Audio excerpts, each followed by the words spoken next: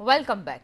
આગળ સમાચારોમાં વાત કરીએ તો પુણેના બારામતી એરસ્ટ્રીપ પાસે મોટી દુર્ઘટના સર્જાઈ છે. ખાનગી કંપનીનું ટ્રેન વિમાન જે દુર્ઘટનાગ્રસ્ત થયું છે. ટેક ઓફ કર્યા બાદ તુરંત જ પ્લેન તૂટી પડ્યું હતું. ઘટના સ્થળે બચાવ કામગીરી હાથ ધરાય છે. એરક્રાફ્ટ દુર્ઘટનાના કારણો શોધવા માટે કવાયત હાથ ધરવામાં આવી છે. તો ટ્રેનિંગ હેલિકોપ્ટર હતું જે વિમાન એ ક્રેશ થયું છે. કયા કારણોસર આ દુર્ઘટના સર્જાઈ હતી એની તપાસ કરવામાં આવી રહી છે.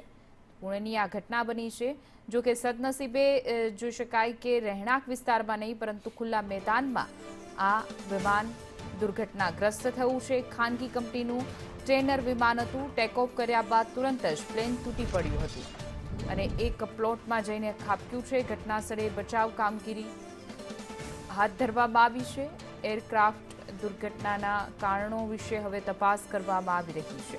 પુણેના બારામતીની આ ઘટના છે કે જ્યાં ખાનગી કંપનીનું ટ્રેનર વિમાન દુર્ઘટનાગ્રસ્ત થયું.